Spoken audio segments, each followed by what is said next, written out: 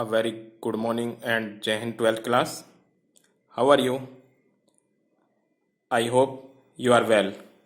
I miss you 12th class and I hope you are missing classroom also. So students, today we will study unit first, national income and related aggregates. National income and related aggregates, and your chapter first have complete, and today we will start concept of national income, which is second chapter. So what do you mean by national income? You can see in definition, national income, it is broadly defined as the aggregate monetary value of all final goods and services produced in a country during a year. You can say again, it is broadly defined as the aggregate monetary value of all the final goods and services produced in a country during a year. You can say, by the help of this definition, we have four features of national income.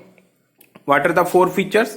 First features, national income. NI means national income. National income is counted for a period of one accounting year. One accounting year, you can say in India, accounting year is 1 April to 31st March. So this is the first features. By the help of this definition, you can see here, in a country during a year. During a year means national income आपकी 1 years के लिए calculate होती है. National income is counted for a period of one accounting year, that is 1st April to 31st March.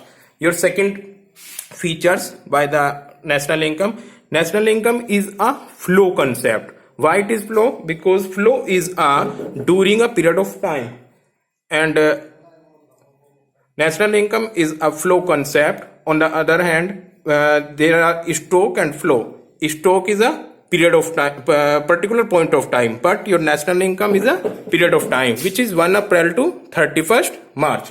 You can say national income is a flow concept. And your third features, when we calculated national income, we include only final goods and services in the calculation of national income. You have already discussed there are two types of goods, intermediate goods and final goods. But when we calculate national income, we add only value of final goods. We include only final goods and services in the calculation of national income. You can say again in definition, all the final goods and services produced in a country during an accounting or year. Your last features is national income is always expressed in terms of monetary value of goods and services. You can say national income जब भी major करते हैं आप लोग, उसकी monetary value major करेंगे. Goods and services को summation करेंगे, पहले गुड्स और सर्विसेज को कन्वर्ट कर लेंगे किसमें, in term of money. Then after money की टर्म में नेशनल इनकम आती है. जितना भी डाटा होगा वो मनी की टर्म में ही आएगा. So this the definition of national income. National income, it is broadly defined as the aggregate monetary value of all the final goods and services produced in a country during a year, or you can say accounting year. So by the help of these definition, we have four features of the national income. Four features. First is NI. NI for national income. National income is counting for a period of one accounting year. An accounting year which is a financial year, 1 April to 31st March. And second features is national income is a flow concept. Why it is flow concept? Because national income is calculated in a period of time, 1st April to 31st March. And when we can count period of time, then it is flow concept. Next, C point, we include only final goods and services in calculation of national income. Intermediate goods की value national income में count नहीं करते, only we count final goods and services, final value. And last one is national income is always expressed in term of monetary value of goods and services. National income को always किस में express करेंगे, in term of monetary value. I hope students the definition of national income is clear, all of you. Are you getting? I hope you are clear this point. Now, before the calculation of national income, we will introduce important term and concept related to national income. Some important terms and concept. There are two important terms. So, student, after the discuss of meaning of national income, now we are able to discuss some basic concept related to national income. So there are two basic concept. Here is economic territory or domestic territory. So what do you mean by economic territory or domestic territory? Because in a definition of national income, we calculate national income within a country. So within a country means economic territory. What do you mean by economic territory? Economic territory is something different from political frontier. You can say, according to United Nation definition given a economic territory ki by the United Nation. One more thing, economic territory or domestic territories are same thing. So you can say here United Nation ki definition hai, according to United Nation, economic territory is the geographical territory. It's the geographical, very important. Economic territory is the geographical territory administered by a government within which person, goods and capital freely circulate. So economic territory क्या है? वो geographical territory, वो area जिसमें क्या हो, administered by a government within which person, goods and capital circulate freely. So this definition of economic territory given by the United Nations. Now, by the help of this definition, what are the main criteria of this definition? So main criteria is freedom of circulation of person, goods and capital. जहां तक भी कोई person, कोई goods freedom से circulate हो, this is known as economic territory. You can see those part of the political frontier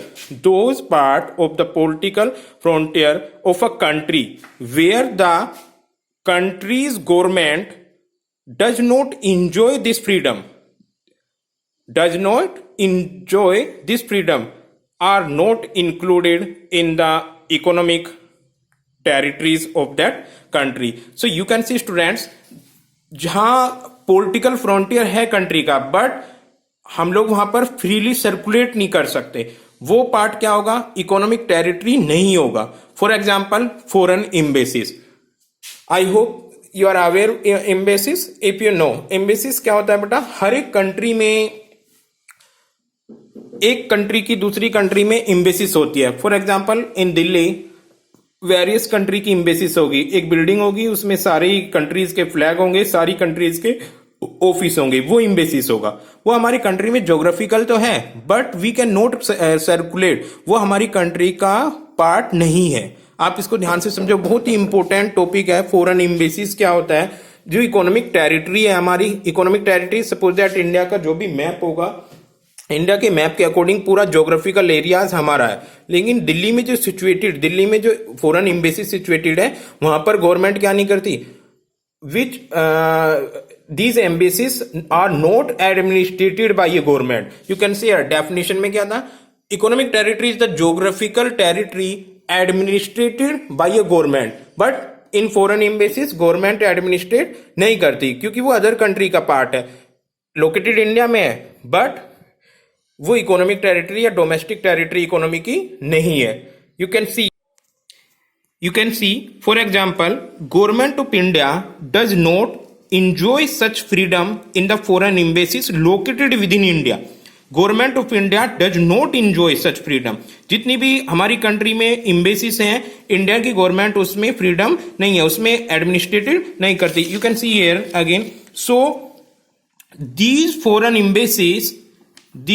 embassies are not treated as part of economic territory of India. ये जितनी भी है वो इंडिया के economic territory का part नहीं है. For example, the German embassies in India, German की एम्बेसीज है, कहां पर लोकेटेड है? India. Is a part of economic territory of the German.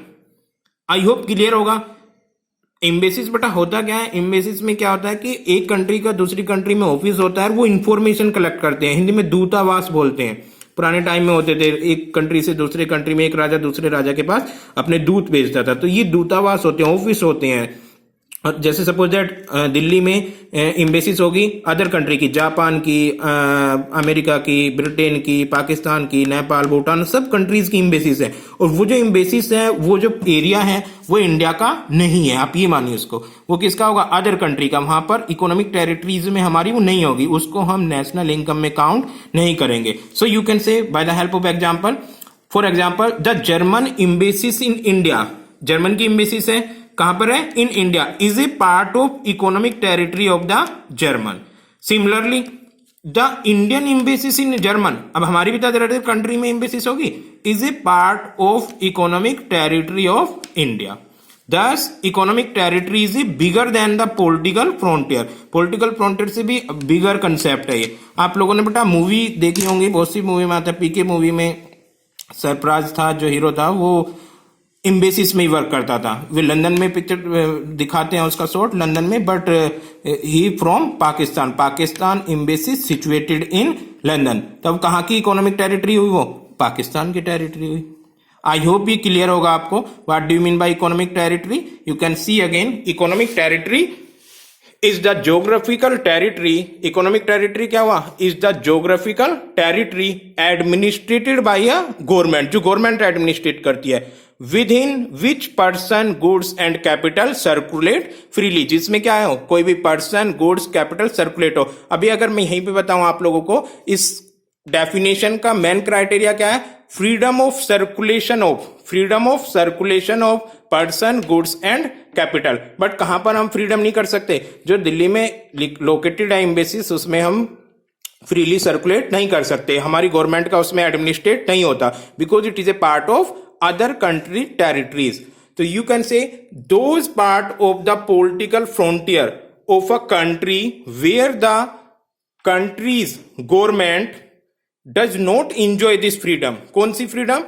Circulation of person, goods and capital. जहां पर does not enjoy this freedom are not included in the economic territory of that country. For example, embassies. Japan का आप example लीजिए, और example ले सकते हैं। Suppose that कोई दिल्ली में एम्बेसीज है पाकिस्तान की, दिल्ली में एम्बेसीज है अमेरिका की, दिल्ली में एम्बेसीज है डिफरेंट कंट्रीज की। तो जो वो एम्बेसीज हैं वो एरिया हमारी कंट्री का नहीं है, वो इकोनॉमिक टेरिटरी नहीं है, उस पे क्या होगा, अदर कंट्री की डोमेस्टिक टेरिटरी है वो। Same as similar different countries में हम लोगों की भी टेरिटरीज है।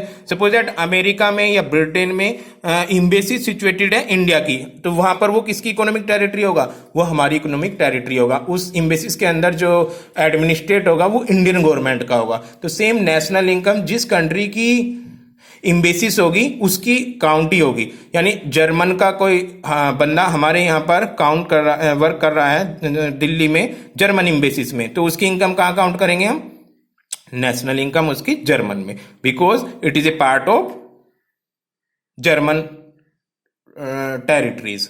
I hope economic territories clear होगा आप लोगों को। ट्वाइस मैंने क्या है, एक बार और आप देख सकते हो, economic territories is the geographical territories administrated by a government within which person goods and capital circulate freely. Normally बस यही एक एक्सेप्शन है, अदरवाइज पूरी कंट्री में हम लोग कहीं भी सर्कुलेट हो सकते हैं, फ्री हो सकते हैं। बस कहां पे नहीं हो सकते, in Delhi situated in foreign embassies. और फॉरेन एम्बेसीज जितनी भी होंगी, जिस कंट्री की भी बात कर रहे हैं, वो which are those embassies which are not part of economic territory of this country.